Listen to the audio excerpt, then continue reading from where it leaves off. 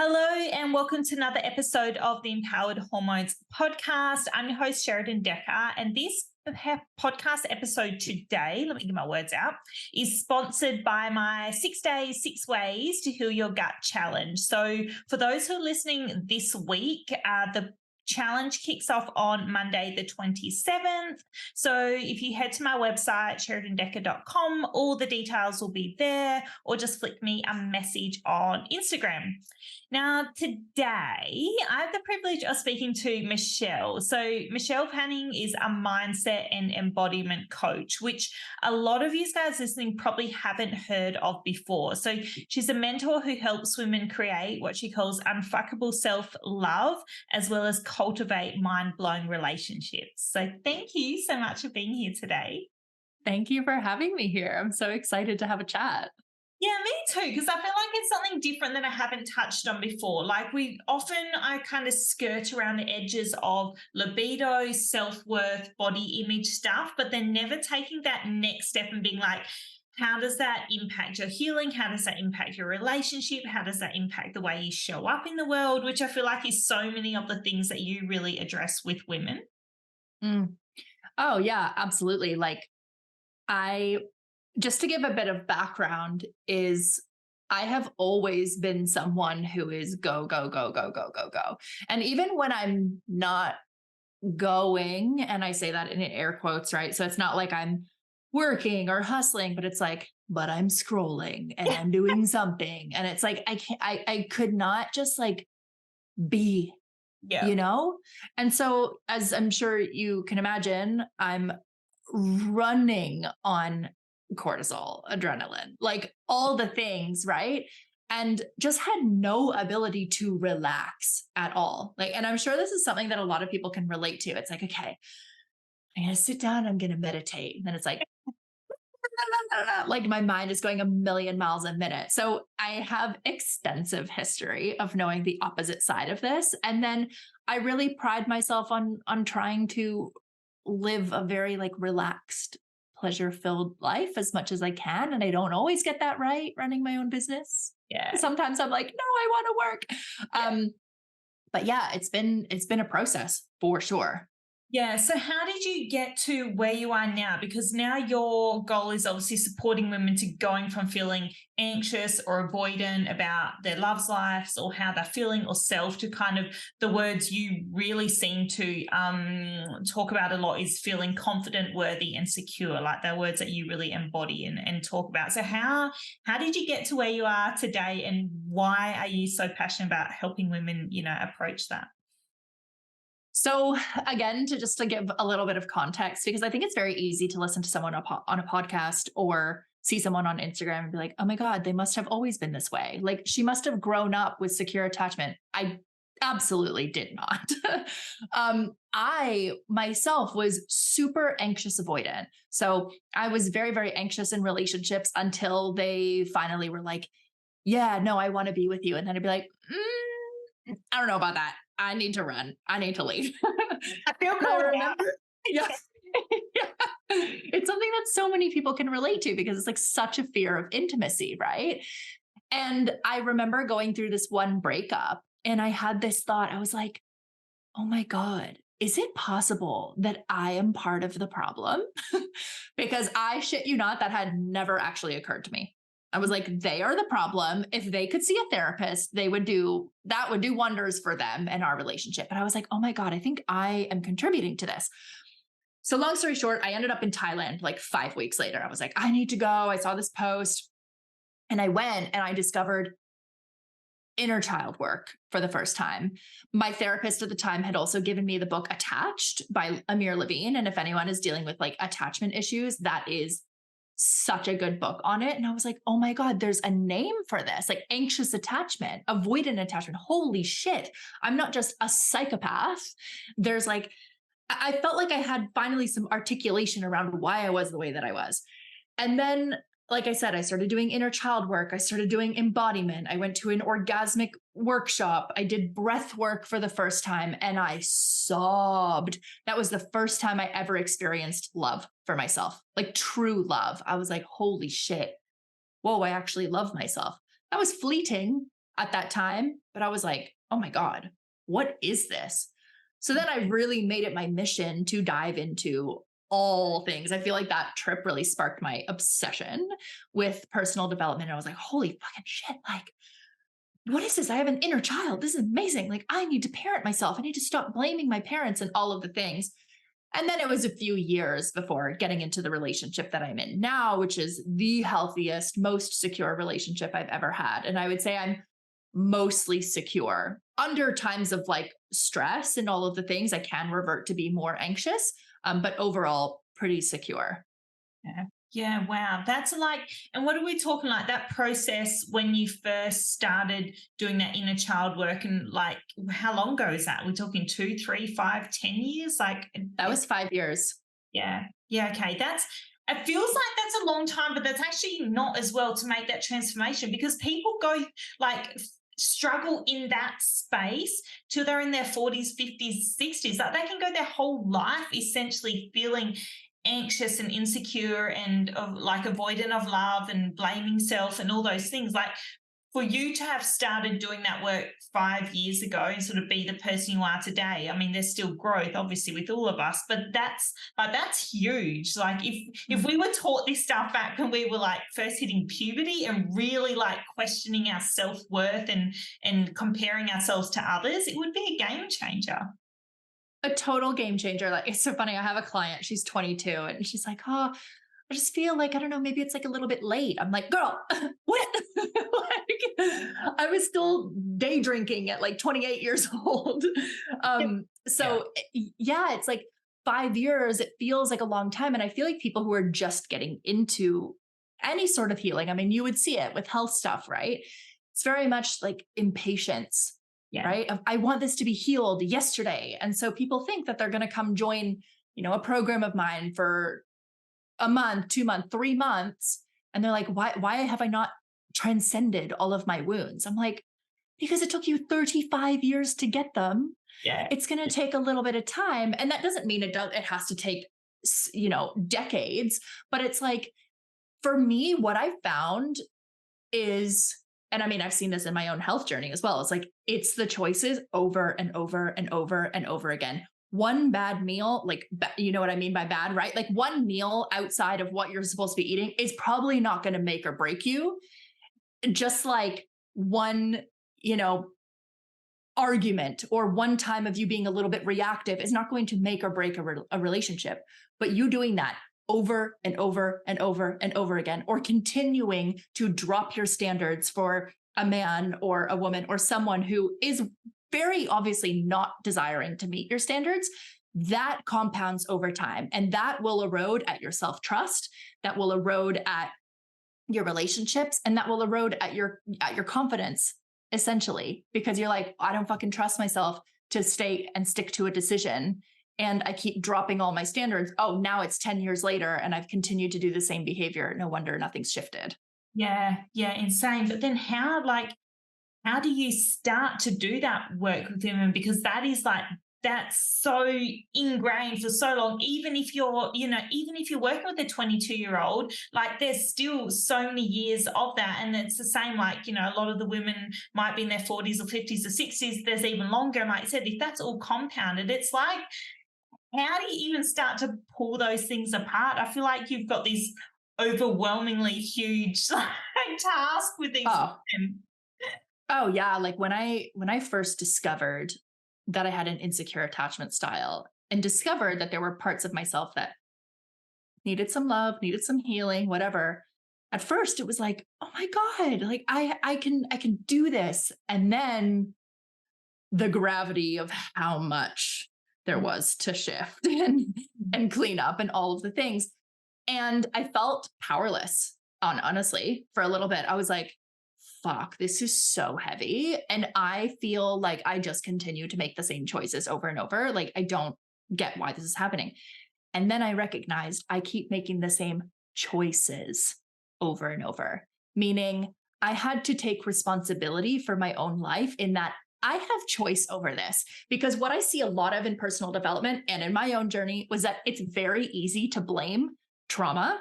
And I'm not saying that doesn't impact it. It absolutely does. And a really important part of me healing was working with a somatic psychotherapist, working with a sexological body worker, someone who could actually help me integrate the trauma that I had experienced. But then I kind of got to a point where I was like, oh, it's my get out of jail free card. Like, I don't have to do things. I don't have to show up for things. I can act like an asshole in my relationships because I'm anxious. I'm anxiously attached. And so this is how I am. Where it was like, I don't really know. And so I really had to come back to, I have choice. And so one of my favorite sayings or quotes that I use in my containers is I say, clock it, own it, clean it up.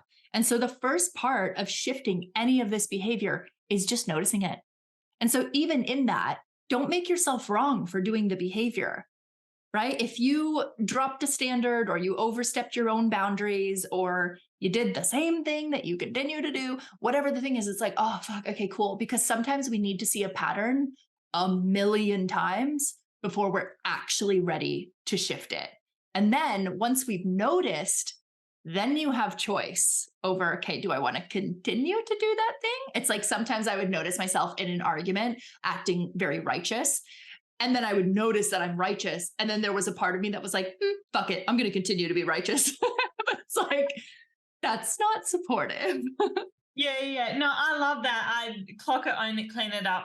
I really, really love that. And I feel like that in itself can be used in so many other areas. Yes, maybe it's your actions, but then even things when it comes to your health, for example, what you've done with your diet, because it's the same thing. Like and exactly like you said, it's not one meal, it's a compounding thing of choices and what you're doing and doing. And same thing, like if someone's skipping breakfast every day and you finally notice it, go, wait a second, this is what I'm doing. This is why I'm doing it.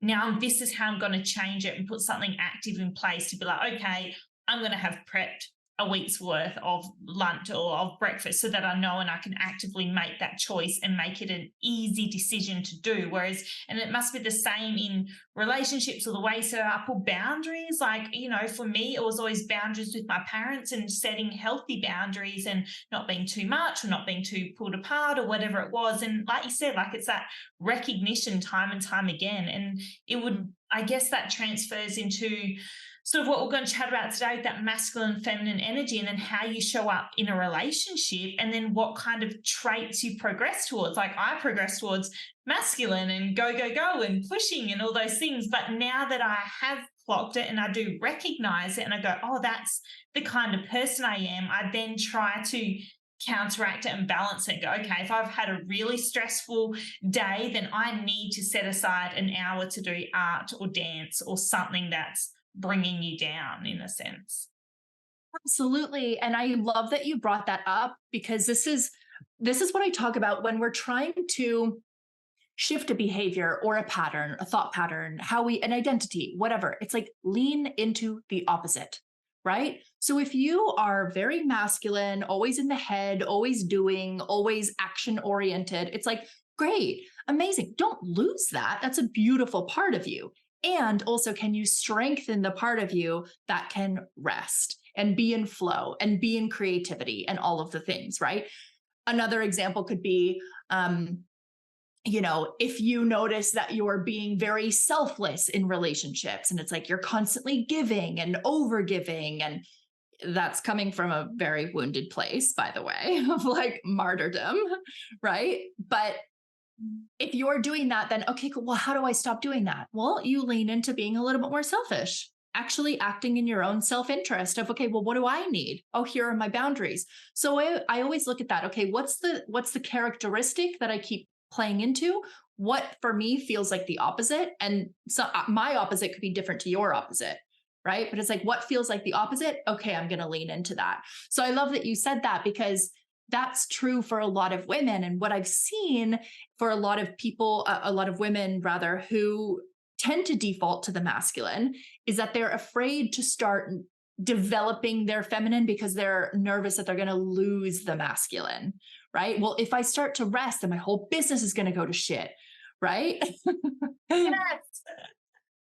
Which is so not true. It's like, the thing is, the business is probably, it's either going to not be sustainable or not grow or not scale because you're so burnt out, because you have nothing left to give, because you're giving everything to your clients and social media and all of the things. Whereas when you are taking care of yourself, right, you're nourishing yourself with food, you're nourishing yourself with dance and art. And I know you love being in nature as well. When you're doing those things, then you have so much more to give to your clients.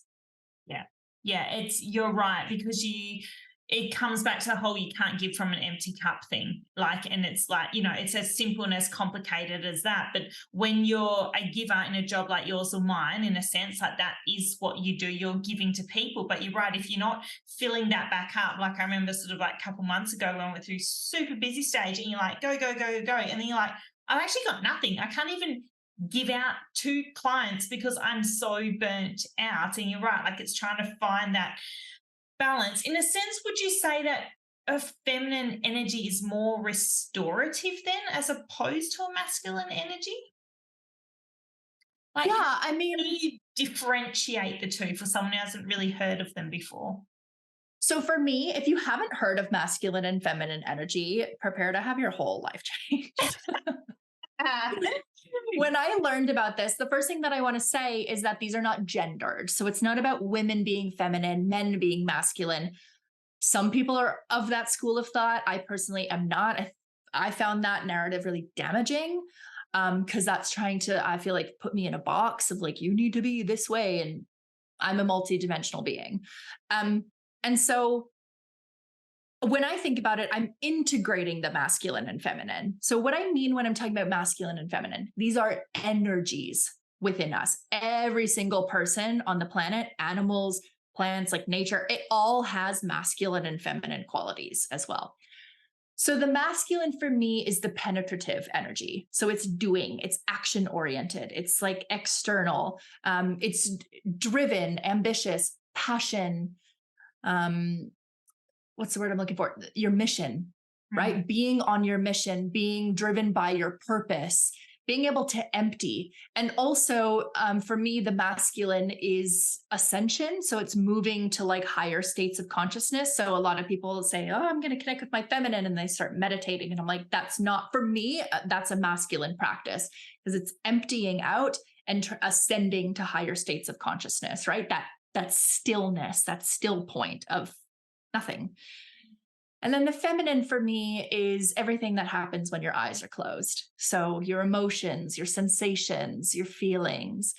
It's my internal world. So intuition, magnetism, creativity, sensuality, pleasure, and expression, right? So it's not all about being some goddess who is like running through the rice fields of Bali with her white linen dress on, like, oh, everything's amazing. And I'm just so nice. Like, that's one texture of the feminine, but there's a million other different textures. Like, if you think of feminine goddesses, right? Kali, right? She's like a goddess of destruction. So you can be angry and be feminine. So that's what I would say is like the differentiation between the two. And you need both. And so, yeah, like restorative, I think both of them could be restorative because if you think about, for instance, introverts versus extroverts, right? It's not about being outgoing, but one feels more externally focused and the other feels more internally focused. And either party can be nourished by the other thing. Like an extrovert goes out and is with a lot of people to regain their energy, something I cannot fucking relate to whatsoever. I'm like, no, put me alone, need to like hibernate, put me in a float tank. Yeah, no, that's fair. Do you see them? Because, like, in my line of work, the women I'm dealing with are generally more stuck in that masculine energy. But is there ever the flip side where you're really feminine and you're not pushing into that masculine energy? Oh, yes. Oh, yes. I have seen it. What tends to happen, and this is necessary, I feel there's some juice in this process. But what tends to happen is people are really solid in one energy and then they pendulum swing to the other one. So what can tend to happen is a woman who is very heavy in her masculine, and it's not usually the healthy masculine, right? The healthy masculine of I'm driven, I'm on my purpose.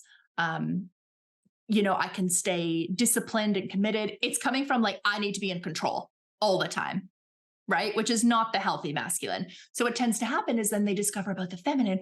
Oh my God, there's this whole other way of life. You mean I can make money and I can rest? What the fuck? And then they pendulum swing and they go into feminine collapse. So the unhealthy version of the feminine, which is victim, I'm doing nothing, entitlement, I just want everything to be handed to me, all of these things. So they stop working. And then you can imagine something, let's take money, for example. They stop working, they stop taking any action, their money starts to deplete because they're completely reliant on the universe, right? And like, oh, it'll just happen. And then their money starts to go down and they're like, oh, fuck, oh my God. So then they pendulum swing back to the unhealthy masculine, right? See, that's why I can't trust the feminine. So yeah, it absolutely happens. And I've met people who are absolute like creative geniuses, like just so deeply attuned to their bodies, connected to their intuition. They're creative. They're connected to source. Can't take action on anything. And I'm like, that's a waste because all your juice is just like going nowhere. So yeah, it can absolutely happen. Yeah, actually, that makes sense when you say that because I know some, like you said, I know some incredibly talented people, but they can't follow through and do anything with it. And I'm like, you could be anything, like coming from like A types. I mean, like, go and do the thing, and they're just like creating magic. And I'm like, but it's not going anywhere. Like, this is like that's a waste. Like, that's a waste. Yeah, because there's no ability to penetrate. Right? Like your creative energy, I'm going to give it woo here, but your creative energy is your eros, is your life force, is your sexual energy. And if you don't have that healthy masculine, you don't have the ability to penetrate. So in order for us to make money, it's like for me, let's take me and you like as coaches, right? It's like, okay, cool. I've had this idea for this program. Oh, this is so amazing. This is how it's going to go. I have all the things mapped out. If I don't then get on my stories and fucking sell it, then I have not penetrated the world with my creation. Right. And so my creation is just sitting there going to waste, doing absolutely nothing. And so we need that masculine as well, but from a healthy, integrated point of view. So then how does that reflect in relationships? Because obviously if you're coming into a relationship, and let's just say a male-female relationship for the sake of this conversation, but if you're coming in there as a female like you and me who might be more dominant in that masculine energy, I wonder then, like, I'm single, but I wonder then how that presents to a guy, because I've been in relationships before where I've shown up as me and they're just like you're amazing, but you're too amazing. Like, I can't keep up with everything you want to do. And also I'm quite a stressy sort of person as well. But I wonder if you can be almost too dominant, if that's the right word. I don't know how that reflects. I love it. It's like asking for a friend. Yeah. As I'm talking, my brain's processing, going, wait a second, this is probably half my issue. Yeah. Look, I don't like to say, I'm too much of this or I'm not enough of this, but I like to think, okay, well, how can I bring things into equilibrium and strengthen other parts of myself? So you might have a natural tendency that loves to be the boss and dominate, and that might be like even how your sexual energy runs, and that's perfect and that's beautiful. But if you're wanting a masculine man who is gonna plan things, is like, Drew, my partner, sometimes he comes in and he like takes my phone out of my hand or he closes my laptop and is like, that's enough. To which I'm like, no, just one more thing. But it's like he really comes in with that dominance of, hey, like surrender, and not from a place of control, but he actually knows that I'm starting to get in my head. I'm overworking, like, and so he can be that masculine pillar. And so for me, when I'm hearing, oh, you're too amazing, or it's like all of these things, I'm like, cool. So you guys have gotten into a dick swinging contest. That's essentially what's going on, right? Which is like, look at me, I've got my big business and I've got like all of these things and I'm so great. And like, I'm not doubting that you are incredible. But women can use this, oh, men are intimidated by me, as a cop out, right? Of not wanting to surrender, let go of control, not be the one wearing the pants for a hot second. And actually trust that the masculine will provide for you, that he actually has your best interest at heart. But if you don't trust other people, that other people can make you happy or support you or hold you or whatever, then of course you're going to be in this energy of like, I have to hold myself. Right. And so then, because it's very core to the masculine and men to be needed almost in a way, and not from a space of like, oh, I can't do anything myself, like the damsel in distress, but like, yeah, like I need you. I need support. I need humans. If he's not feeling that sense of, I can't provide anything, I can't protect her from anything, I'm useless. And if a man feels useless, he's not going to want to be in that relationship. And so Yeah. this isn't about, because a lot of women go, oh, what do you want me to do? Applaud him? I'm like, first off, that energy needs to fucking go.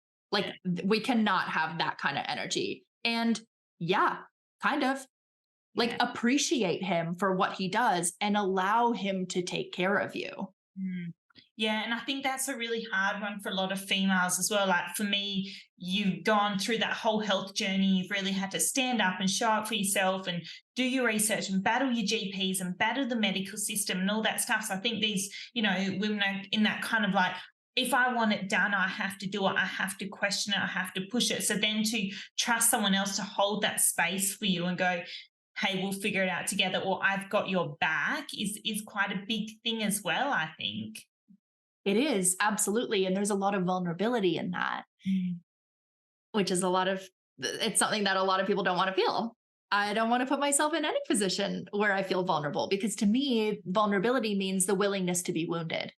And so I'm not going to put myself in a position where I could get hurt, right? And hurt could be something as I get my hopes up. I believe that you're going to support me, and then you don't. And I feel let down. I feel disappointed. I feel hurt. I don't want to feel any of those sensations. So you know what? Better just to do it myself. But the thing is, you actually rob yourself of so much. You rob yourself of any sort of intimacy, connection, love, all of the things, because it's like self-focused, and it makes sense, right? If you've had to come from this background of really advocating for yourself, or you had, like the medical system, or you had a childhood where you were pretty much parentified as a child, right? Where you had to be a caretaker for someone, or you had to be the one who was playing middleman between mommy and daddy. Like all of these things play into your adult relationships. And again, coming back to choice, it's like, okay, cool. Could I choose to trust this person right now? Because ultimately, when we say, I don't trust you, you're saying, I don't trust myself. Because what I see in that is, I don't trust myself to be able to handle it if you hurt me. Yeah, yeah, yeah. Yeah, that's just like hit the nail on the head. That's amazing. I feel like this is going to be one of those podcasts I actually go back and listen to, and I never listen to my own podcast, but that makes complete sense. And I do I see elements of that in myself. There's been a lot of growth over the last couple of years with therapy and things that I've worked on and stuff, but I also see that in clients and the way they show up. And then sort of because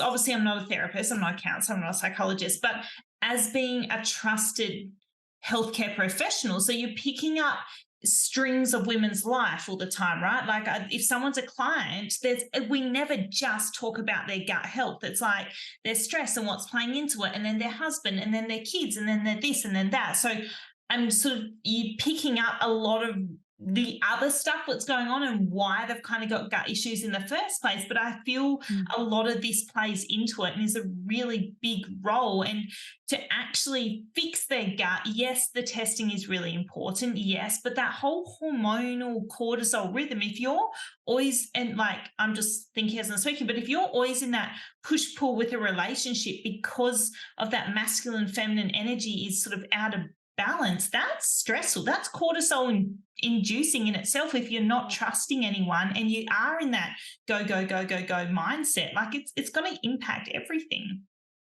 Oh, it's unbelievable. I mean, Yeah, like I said, I've very much been in that mindset of I have to do everything myself. And I've even seen it like, it's very much, you know how they say new level, new devil. I'm like, no, new level, same devil that's always been there. It's just like, Yeah.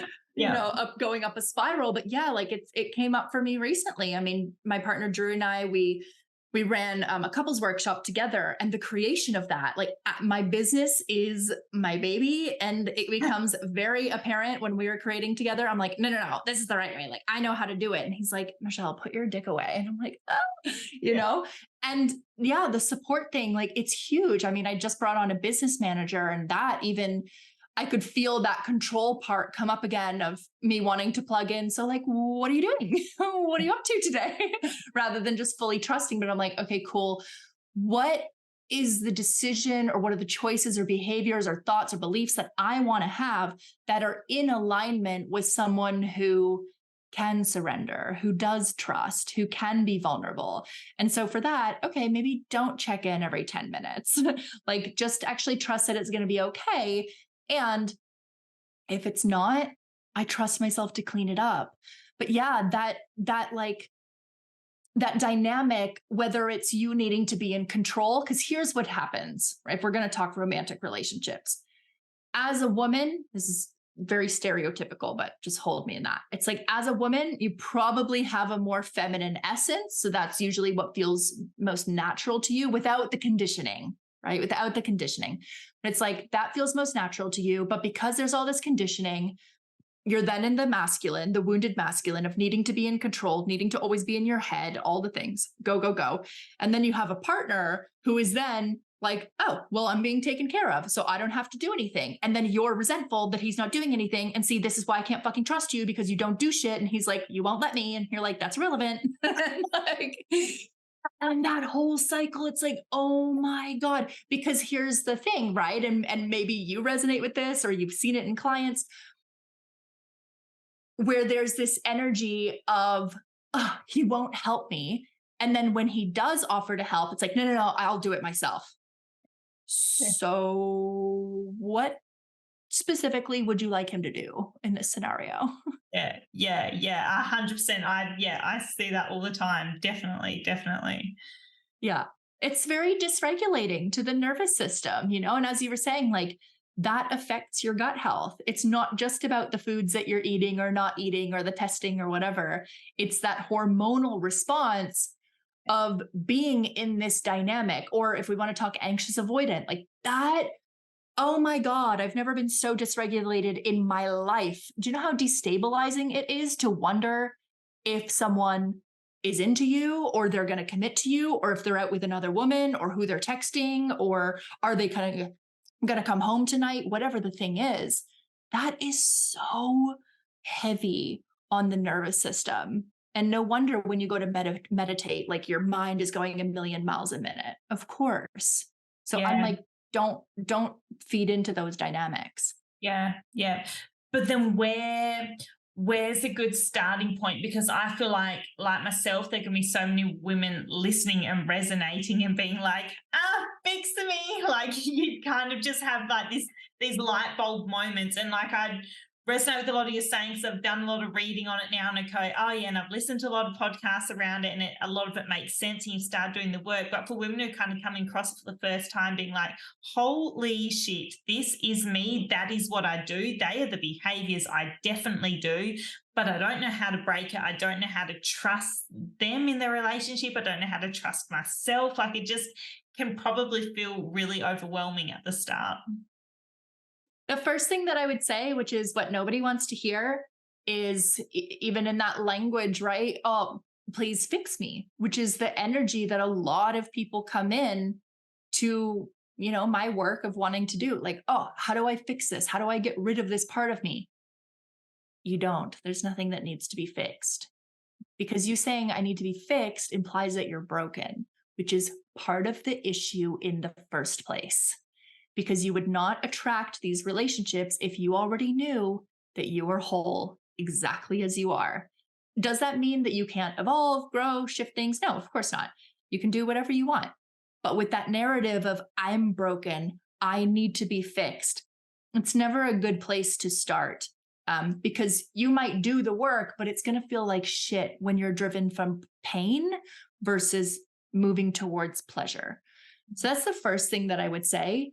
And then the second piece is, again, being very aware of your patterns. So I love that, you might be listening to this podcast and it's like, oh my God, yes, I do that. Okay, start to notice how you show up in relationships of all sorts, the relationships with your friends, with your family, your coworkers, your children, with yourself, and romantic relationships. So how do I show up? Oh, when people actually want to have a difficult conversation, I am nowhere to be found. I bail or whatever, and start to become very intimate with the things that you do without shaming yourself. That's a huge part as well, because people they do this work. They see new parts of themselves. They see shadows, they see aspects of themselves. And then they're like, oh, that's horrible. I can't believe I do that, or I've said that, or I've acted like that, behaved that way. That makes me such an awful person. I can't believe I act like an entitled brat or whatever. It's like, can you see these parts of yourself with neutrality, with not making it wrong, and then going, okay, that was weird. That's an interesting thing that I do. And if I were to show up differently, what would that look like? And again, you're not always going to get this right. And so something that I love to do, even with my partner, is sometimes I'm reactive and sometimes I say something that is like, or even like I can say something great, but my tone is not the greatest. And so what we will say is, can I try that again? And I'll literally just say the thing again without the tone, or I'll rephrase it or whatever. So can I try that again? And so you always have an opportunity to clean things up. You take responsibility for the behaviors. You apologize. For anyone who's like, oh my God, I should go apologize to my ex. No, apologize internally and write a letter and burn it. We do not need to contact him. Yeah, don't open that. We do not need to open that can of worms. I am not responsible for anything that happens as a result of this podcast. Yeah, taking responsibility. And then also something that was really, really important for me was learning to reparent myself. So like a lot of people, I didn't get the ideal parenting that I needed.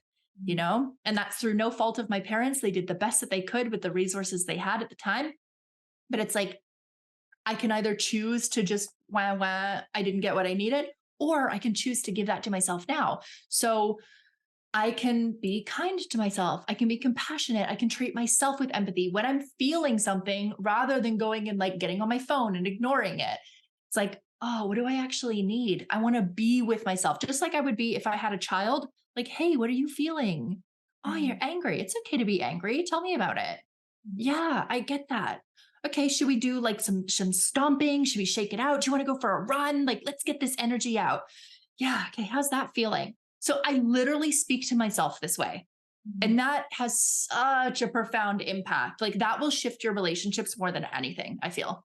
Yeah, that's crazy because as you said that, I think that is how I would speak to a child. Like I went through that this weekend. I had a child I care about, like my friend's child, and he was upset. And that's how I would work through that process where it's, yeah, if it's yourself, we tend to shut that door or go, I'll do it later or whatever it is, just bury it. But it's not that same acknowledgement, awareness, and now, how can we help? What can we do about it kind of thing. You're right. Like that self-talk, that's huge. That's huge. And people do not realize what a-holes they are to themselves. Like the majority of the time, like I ran a call last week for my program, Awakening Her, which is about like awakening the feminine within. And I had asked, when was the last time that you looked at yourself in a mirror? Like really saw yourself without judgment? Every single person said never. Never. And so most of and this is why awareness is so key. It's not the only thing, because a lot of people become very, very, very, very, very self-aware and then don't do anything about it. But it's like, that's the first step. That's why awareness is so key, because you start to go, hang on a second, why am I saying this to myself? Because you would never, let's say I I was really angry, Mhm. right? Most people go, oh, there's nothing to be angry about. You're being dramatic, right? I would never look at a 5-year-old and go, why are you so upset? You're being ridiculous. Stop crying. And I hope that I would never. And unfortunately, a lot of people are parented this way, right? I'll give you something to cry about. There's nothing to cry about. Things like that. But it's like, I would never speak to a 5-year-old that way. If I made a mistake, so many people say to themselves, wow, I'm an idiot. That's so like off the tongue, right? Off the cuff or whatever that expression is. Whereas would you ever look at a 4-year-old and be like, wow, you are so dumb. I can't believe you didn't get that question right. You idiot. Like, no. And so why do we treat ourselves so poorly when the most precious relationship that we have, the one that we have had since birth till the day that we die, is the relationship that we have with ourselves. And yet that is the one that we neglect the most. Yeah, interesting, isn't it? And it's like it's so hard for us to prioritize that, like that, and put that first, and to create that emphasis and that time. Go, hey, this is something I need to work on. Like this is something I do need to prioritize. Like it's so much easier to shift and support other people, go into a healing mode, or focus on your business, or do the other thing, like and fix others, as opposed to going, wait a second, I need that time and care that I'm also giving to others, like to fill your own cup up in that sense. Mm. Yeah, it's even as simple as like a question, what do I need? Yeah. Yeah. Yeah. You know? Yeah. And you know what? And that's a really hard one to answer as well, because that's like sometimes we don't even know, because we're so not used to Yeah. acknowledging our feelings. Like, and if someone said to you, what do you need right now? Or how can I make this better? And you're kind of going, I don't even know. Like, even if I asked myself that, if I was really upset, I'd be like, wait a second, what do I need? Do I need a walk? Do I need breath work? Do I need music? Do I need to just like, go on in my covers and just chill for an hour? Or like it's hard because we're not used to putting ourselves first often. Yeah, I actually have a couple of really great resources that could support people. And one of them is an app. It's totally free. It's amazing. It's called How We Feel. And it is essentially like a feelings wheel. It's not a feelings wheel, but you have like high and low emotions essentially, and then it's pleasant versus unpleasant. And you can go in and you can find, like, I just like to scroll around, and because I might say, oh, I'm feeling depressed, right? That's what people say, I'm feeling depressed. But then you might actually go and you're like, oh no, actually what I'm feeling is like disheartened.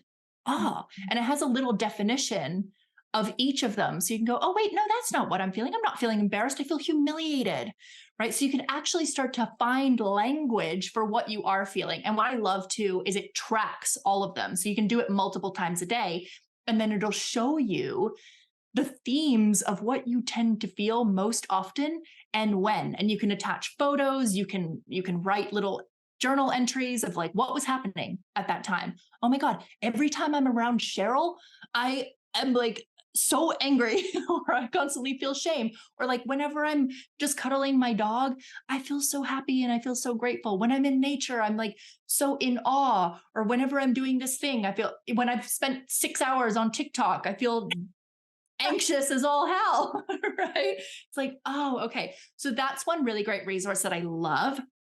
The other thing that I do is because, yeah, when you're triggered, so when you're in that dysregulated state, what's usually happened, well, what has happened is your prefrontal cortex, the part of you that is responsible for logic, is like, bye, see ya. You're now in how I describe the primal brain, right? So that fight, flight, freeze, fawn response. And so all that it's concerned with doing is, how do I survive this? Which is why we tend to revert back to the same things that we've done since childhood, right? Now, in that moment, if someone goes, what do you need? It's very hard to access that. And so what I've done is I created a document for myself of things that I can do to support myself. And then also there's a section for my partner, things that you can do to support me. And so then, because I really like being given options. Okay, do you need a hug? Do you need to be left alone? Do you want to go to the movies? Do you want to have a sauna? No, no. Oh, yeah, a sauna. Oh, that would feel so good. So I really like that. And it's like, probably very similar to health stuff, right? It's like if I'm starving, and this is a lesson that I am learning, it's like if I'm starving and I go to the fridge, I'm probably not going to be like, I should spend time and make a salad or like, have something that's really nourishing for me. No, I'm going to be like, what is going to give me the most amount of satisfaction in the quickest amount of time? Oh, I'm going to eat a block of cheese. Okay, great. Fills me up. It tastes good. It's right there. I don't need to do anything. Yep. Yep. Exactly. Versus, like having it prepped, having things written, having a meal plan, not so that you feel restricted, but like, okay, I know what I'm doing. It takes the guesswork out of it. So that's something I really like doing. When you're regulated, just write down, brain dump a whole bunch of things that you could potentially do. Yeah, I love that. That's awesome. I'm definitely going to pop this in the notes for everyone because I love the app idea. And you're right, having it on hand, even if it's a notes app in your phone or something, and then being like, wait a second, because I went through that the other day and I was like, I don't know what I need right now. I need something. I feel overwhelmed. Overwhelmed was my word. I was like, I feel overwhelmed and I don't know how to get out of this. Like yeah, you're right. But if you've got a thing, you'd be like, right, actually, these are the things that make me feel good, or these are the people I can contact when I'm feeling like this, and go from there. Yeah, super, super helpful. I love this podcast has been amazing. So thank you. Any other resources, best places to find you? Because your podcast would probably cover everything we've talked about today, but in detail, nutted out, and specific episodes on kind of those hot points, I'm sure. Yeah. Yeah. So that podcast is called Unfuck Your Relationships. It's very on brand. Yeah. And the unfuck is UNF*CK. So there's, oh gosh, 120 plus episodes that you guys can go binge. I've had experts on there, but most of the time it's just me talking. So if you resonate with me, then yeah, go listen to that. And then the other thing too is my signature program, The Connected Woman. That's pretty much where I direct people to go first and foremost, because that covers everything that we spoke about, right? So we're talking about the ego and triggers, boundaries, what we need, understanding men, inner child, your relationship blueprint, all those anxious, avoidant, all those kind of tendencies, core wounds, not good enough, too much, all those things. So that's really like the entry point that I direct everyone to. So that's going to be launching in January. Like it'll start in January, but you can join anytime from now. And then otherwise just on Instagram at Michelle Panning. So if you want to DM me and tell me what you got from this episode, I would love that. I feel like, you put a lot of great information on Instagram as well. The Connected Woman, so your sort of signature program, what does it look like working with you? Is it group coaching? Is it one-on-one stuff? What can women expect from it? So it's group. So that is very much a teaching program. And then you have the Facebook group for support as well. But there's also a couple of, I believe there's 3 calls that are live embodiment calls, where I'm taking you through a guided embodiment practice, because the way I see it is like, there's knowledge and then there's embodied wisdom, and knowledge doesn't get you very far. Like you might know all the things, but to actually experience them is a completely different thing. And then that also, if you are wanting to do that, the Connected Woman, there's also my other program, the Connected Woman Experience, which is a year-long group mentoring program. It includes the Connected Woman, but also every program that I run within a year, every program, masterclass, anything.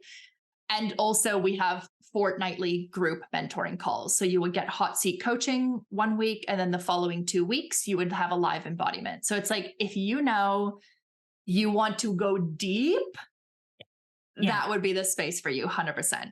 Awesome. Cool. It sounds amazing. I love it. And I just feel like it's such a needed area and a needed element of support, because there's layers of things, there's your therapy or your psychologist or whoever you're sort of seeing in that space. And then there's working on your nutrition and your gut health and your hormones. And then there's digging deeper into this side of stuff as well and going, okay, well, what are those underlying beliefs? Why do I need to change them? How do I need to change them? How is that impacting my health? health? How is that impacting my relationship, my environment, all those other things? So I always say to women, there's different areas and you're going to need to see different people at different times for different things. Sometimes you can't do them all at once, but it is like, yeah, I just think it's a key part of healing.